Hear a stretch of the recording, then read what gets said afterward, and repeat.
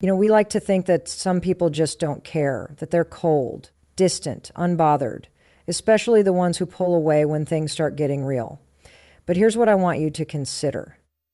What if the distance they create isn't a sign of indifference, but a symptom of something deeper? What if it's a defense mechanism so practiced, so embedded in their identity, that even they believe it's who they are? This is the illusion of emotional distance. And for the avoidant, it's not just a strategy, it's survival. Now, if you've ever been close to someone avoidant, you've probably felt like you were chasing a ghost. They're present, but not really. They share just enough to keep things functional, but never quite enough to feel secure.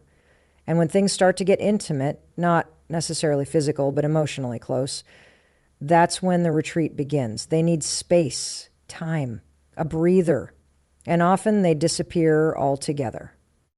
But here's what's fascinating. Even when they walk away, even when they block, ghost, or bury themselves in work or other distractions, they often can't stop thinking about the person they've left behind. That's the part they don't tell you. It's the part they don't even like to admit to themselves.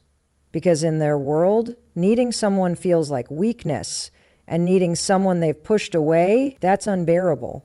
It is about control. It's about managing emotional input to avoid being overwhelmed or hurt. For many, this stems from early experiences. Perhaps growing up in environments where vulnerability wasn't safe, where independence was praised, and emotional needs were ignored or punished. So, they learn to downregulate attachment. They teach themselves not to want, not to need, not to hope. But no one escapes being human. You can suppress emotion. You can intellectualize desire. You can tell yourself 100 stories about how it's better to be alone, how connection is a trap, how the other person just wasn't right. But the body keeps score. The nervous system remembers. And sometimes when they're driving in the middle of a meeting, or just lying in bed at night, the thought of you hits them like a wave. And it keeps coming back again and again. Not because they want it to, but because their psyche is trying to metabolize something they've refused to digest. That's when the illusion of distance starts to break down. Thoughts are messengers. When someone can't stop thinking about you, even after pulling away, it's a signal, not always a romantic one. Sometimes it's guilt. Sometimes it's longing. Sometimes it's the unresolved tension of a connection that was too real, too fast, or too unfamiliar. But it always means something. And for the avoidant, it disrupts their carefully constructed reality, that they are fine on their own, that closeness is dangerous, that they don't need anyone. And here's where the psychological depth kicks in. That thought loop, the one they can't escape, is the unconscious mind knocking. It's trying to bring into awareness what the conscious mind keeps avoiding. That emotional distance isn't emotional freedom, it's emotional exile. And exile is lonely, even if you built the fortress yourself. But here's the kicker. Most avoidants won't tell you any of this. Not because they're malicious, but because they don't have the language. They haven't built the inner scaffolding to hold that kind of emotional weight. So they default to silence, to space, to distraction. And still, the thought lingers. You linger. And maybe you're thinking, so what? If they're thinking about me but not acting on it, what difference does it make? It matters because it reveals a fracture in the narrative, a moment of truth. A sign that even the most detached person has a core that wants connection, that the armor they wear isn't impenetrable. And when that illusion breaks, even for a second, it opens the door to change. Maybe not reconciliation, maybe not a grand return, but to self-awareness, to growth, to finally facing what's been avoided. Because here's the truth. Emotional distance doesn't eliminate emotional impact. It just delays it. The feelings don't go away. They just wait quietly, patiently for the right moment to surface. So if you're someone who's experienced this on either side, don't be fooled by the silence. Don't mistake space for absence. And don't assume thoughts don't mean anything just because they're not shared out loud. Because when the avoidant can't escape the thought of you, it's not just about you. It's about everything they've tried to run from finally catching up to them. And that's not weakness. That's the beginning of awakening. Emotional distance may feel like control, but when the mind won't let go, it's not distance. It's a sign the heart never really left. Do you ever have a thought that just won't go away? Not just a passing memory, not a fleeting image, but something persistent. A name, a moment, a person. You could be washing dishes, checking your email, laughing with friends, and suddenly they're there again. Not physically, but in your head, clear as day. That's not an accident. That's not random. That's what we call an intrusive thought. And for someone with avoidant tendencies, it's more than just a glitch in the brain. It's a signal, a warning light on the dashboard, and it's carrying a message they don't want to open. Avoidants pride themselves on control, mental control, emotional control, relational control. They have finely tuned systems for keeping their world safe from vulnerability. And they believe, often very convincingly, that if they don't think about someone, if they don't talk about them, if they remove the physical presence, the emotional weight will eventually disappear. But here's the psychological reality. The thoughts we suppress don't vanish. They just go underground. And they come back with more intensity when we're not looking. That's what makes intrusive thought so powerful. They're not logical. They're emotional. They're not asking for permission. They're breaking through the cracks in a mind that's been trying to keep certain feelings locked away. And the reason they're so persistent is because the content of the thought, the person they can't stop thinking about, represents something unresolved, something unfinished. Maybe it was love, maybe it was fear. Maybe it was the first time they felt truly seen, and that scared the hell out of them. Because you've got to understand something about the avoidant psyche. It doesn't want to need anyone. It doesn't want to feel dependent. But when a relationship or even just a moment with someone hits a nerve, when it pokes at an emotional depth they're not used to feeling, it doesn't just go away because they've ghosted or moved on. The nervous system remembers. The unconscious mind stores the data, and eventually the thought returns.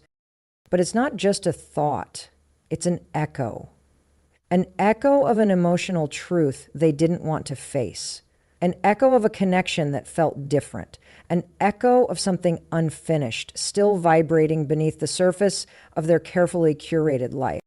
Now, here's where it gets really interesting. The more the avoidant tries to suppress these thoughts, the louder they get.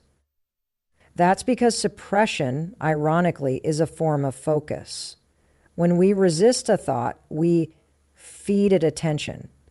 It becomes charged, it becomes sticky. And so instead of fading, it loops, it reappears.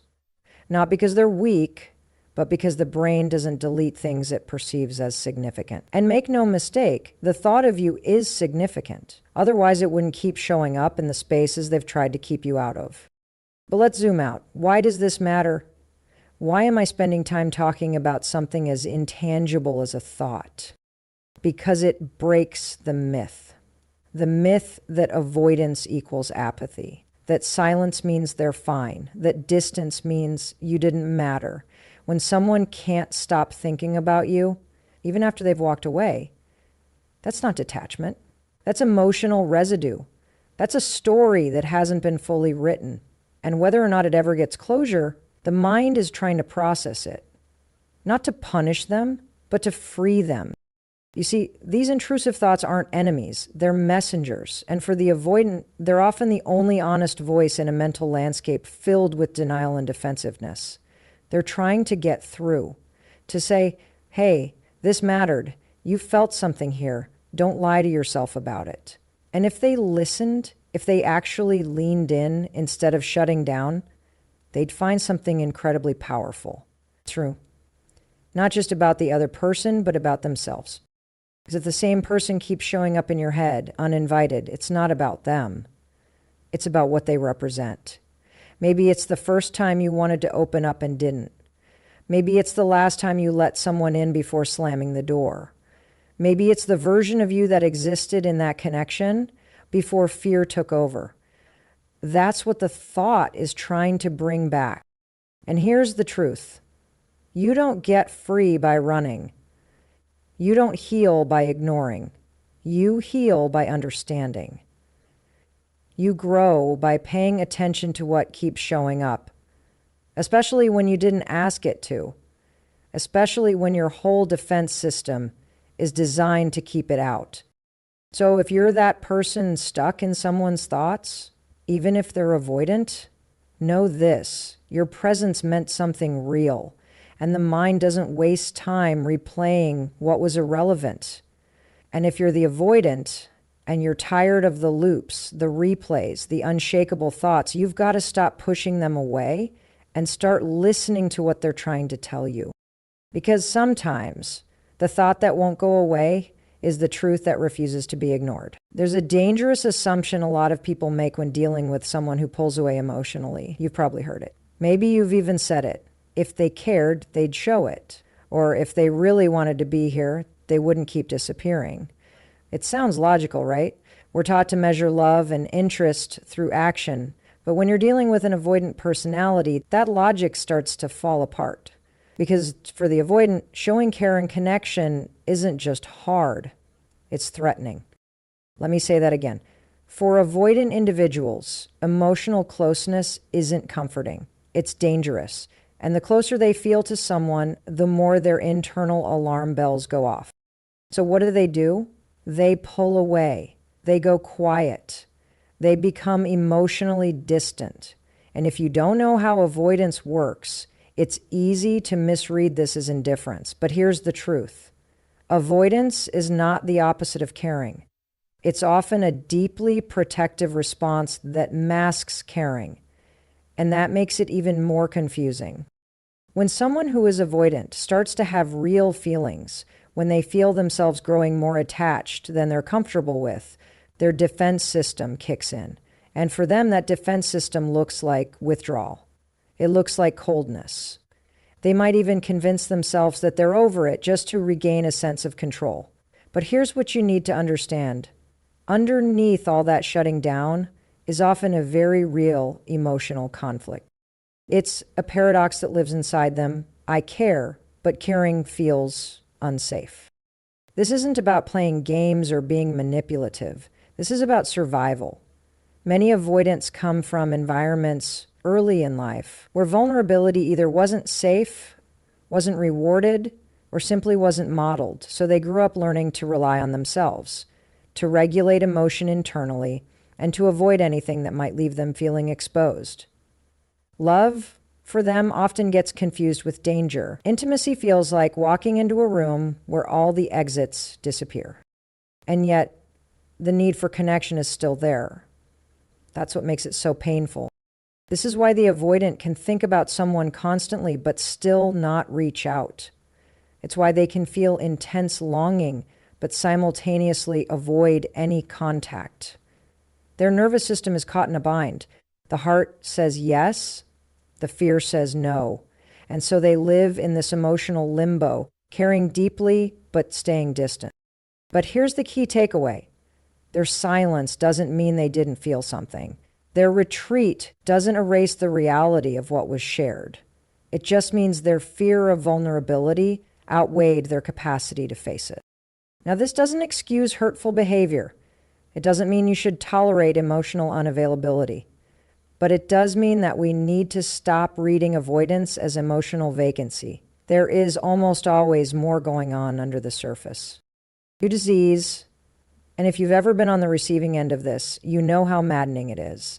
You could feel the connection, you could see glimpses of their openness, those rare, beautiful moments when their guard dropped, and then suddenly they're gone, distant, flat, sometimes even cruel. And you're left questioning yourself. Did I imagine it? Did I do something wrong? You didn't imagine it. You triggered something in them that's been buried for a long time, maybe forever. And that's not about you. That's their work to do, but the emotional impact of you remains no matter how much they try to suppress it. That's why they can't escape the thought of you. That's why your memory lingers, not just in their mind, but in their nervous system. So when we say avoidance is not indifference, we're talking about the invisible war that plays out inside them, the part that wants closeness and the part that fears it. That conflict often results in silence, in distance, in detachment. But don't confuse that with apathy.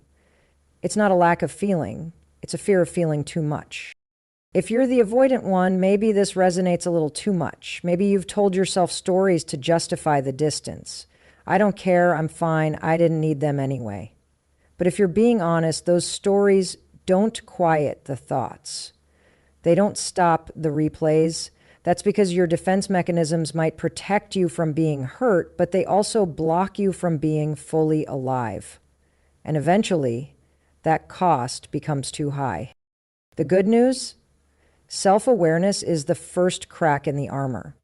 Once you stop pretending you don't care, you give yourself the chance to start healing, to start relating differently, to stop running from what matters. Because avoidance may silence your voice, but it doesn't silence your heart. And eventually, the truth of what you felt will rise, whether you're ready for it or not. Let's talk about control. Because at the core of avoidance, that's what it's really about. Not rejection, not abandonment, not even loneliness. It's about control. The avoidant person is constantly negotiating an internal battle between two opposing forces, the desire to connect and the need to stay safe. They want to feel close, but not too close. They want intimacy, but only if they can manage every variable, anticipate every outcome, and guarantee they won't get hurt. And since that level of certainty doesn't exist in real relationships, they default to control. That's the only way they know how to cope.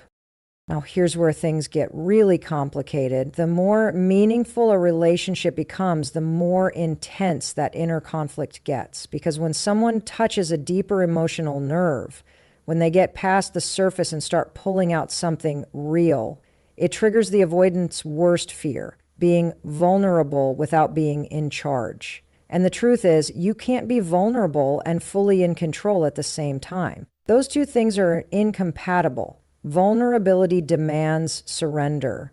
It demands trust.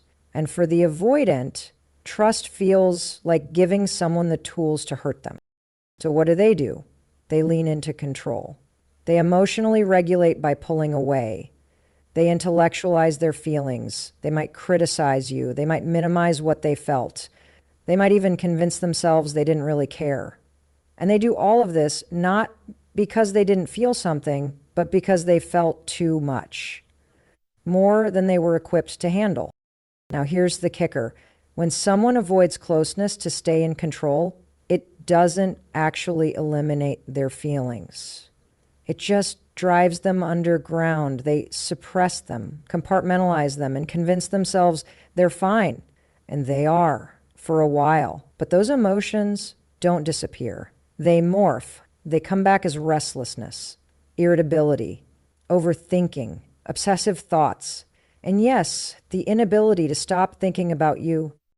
Because no amount of logic can override the emotional imprint a real connection leaves behind, especially not when that connection exposes their defenses and touches the part of them that secretly longs to be known, without fear, without conditions, without needing to wear a mask. And that's the paradox. The avoidant wants to feel close, but on their terms. They want intimacy, but they also want to keep their independence, their emotional safety net, their sense of control. And those desires are in direct conflict. You can't simultaneously surrender and hold the reins. So what happens? They oscillate. They get close, then pull away. They open up, then shut down. It's push-pull, come here, go away. And it leaves both people exhausted and confused. But underneath all of that, there's longing, deep, unmet longing. The avoidant person may not show it in obvious ways. They may not reach out, may not say the things they feel, may not act like they care. But the thoughts, the flashbacks, the mental loops, they're signs of longing trying to break through the armor. And the more they resist those thoughts, the more power the thoughts have. That's how avoidance works. And this internal struggle between control and longing can last for years if it goes unexamined. Some people live their entire lives toggling between short bursts of connection and long periods of emotional distance, never understanding that the thing they're avoiding isn't other people, it's themselves. Their own fear, their own history, their own capacity to feel and not run from it. And if you're on the outside of this, loving someone who's avoidant, it can be devastating because you feel the connection and you see the conflict. You know it's not apathy, it's fear. And yet you can't force them to choose connection over control. That's a decision they have to make for themselves. And it usually only happens when the pain of isolation becomes louder than the fear of vulnerability. But if you are the avoidant one, you need to hear this. The control you're holding on to isn't saving you. It's starving you. You're not protecting yourself from pain. You're protecting yourself from life, from connection, from the full, messy, beautiful experience of being human. And at some point you have to choose. You can keep micromanaging your relationships from a safe emotional distance, or you can risk something. You can face the fear that's been running the show. You can let go just a little and find out that you're not as fragile as you think, that you don't need control to be okay. You need courage. Because the truth is, every time you silence longing with control, you bury your most authentic self a little deeper. And that version of you, the one who wants to love and be loved, is not the problem. It's the point. When you stop trying to control the outcome, you finally give yourself the chance to feel something real, and that's when everything changes. Let's get real about something. Avoidance is not just a behavioral pattern, it's an identity. It becomes a way of being in the world. For the avoidant person, the distance they create isn't just physical or emotional, it's existential. They don't just avoid people, they avoid themselves, their needs, their fears, their emotional truths. So when someone breaks through that emotional wall, when a relationship touches something deeper than they're used to, that experience doesn't just vanish. It becomes embedded. It becomes them, even if they try to walk away from it. Here's what no one tells you. Emotional avoidance is a short-term strategy that leaves a long-term imprint. And when the avoidant finally finds themselves haunted by the thought of someone, by a moment, a connection, a feeling they can't shake, it's not about the other person anymore. It's about the version of themselves they were in that moment, the version that let their guard down, the version that felt something true, the version that didn't need to be perfect or protected. They miss you, yes, but more than that, they miss who they were when they were with you. And that's a deeper ache than they know how to name. Because for the avoidant, most of life is lived at a distance, not just from people, but from experience. They move through relationships like they're watching from behind glass, observing, analyzing, managing, and every now and then someone comes along and smashes that glass, and for a fleeting moment, they feel alive. Exposed, yes. Scared, absolutely. But also real, connected, present. And then the fear kicks in, and they retreat. And then they spend months, sometimes years, trying to convince themselves it wasn't real, that it didn't matter, that they're fine. But no matter how much they distract or detach, something stays. A memory, a scent, a phrase, a look, a trace of what it felt like to be fully there. And that feeling keeps returning, not to torment them, but to wake them up. Because you cannot grow by numbing out the moments that scared you and shaped you. That's not healing, that's hiding. And eventually the avoidant starts to realize that avoidance doesn't erase pain. It just delays it. It makes it quieter, but more chronic. Like background noise they can't shut off. Like a thought they can't outrun. Now here's the deeper truth. The thought of you, the one they keep trying to suppress, isn't just about longing. It's about potential. It's the ghost of what could have been if they had shown up fully, if they had chosen openness over control. if they had believed in connection more than they feared it. And that gap, the space between what was and what might have been, becomes its own kind of grief. And grief, by the way, is a teacher. It shows up when we lose something meaningful, something that mattered, something we weren't ready to let go of, even if we were the ones who walked away. So what does that mean for the avoidant person stuck in this loop? It means the thought of you isn't just nostalgia. It's a mirror. It's reflecting the parts of themselves they've been avoiding. It's challenging them to look at the gap between who they are and who they want to be, between who they were in the relationship and who they were afraid to become. This is where transformation starts. Not in the comfortable moments, but in the moments that haunt us, the ones we can't forget, the ones that remind us of what we felt, what we can feel when we stop hiding. And if you're someone who's been left by an avoidant, don't underestimate the impact you had. You might not get the closure. You might never hear the full truth. But if they can't stop thinking about you, there's a reason. You represented something rare, something that got under their armor, something real enough that even now they're still carrying it, whether they know how to admit it or not. And if you're the avoidant one listening to this, maybe it's time to ask yourself a hard question. Are you avoiding them, or are you avoiding what they made you feel? Are you running from the connection, or from the part of you that finally wanted to connect? Because here's the thing. That version of you, the one that let love in, even just for a second, is not a weakness. It's your access point to freedom, to intimacy, to yourself. And maybe, just maybe, that thought you can't escape isn't a trap. Maybe it's an invitation.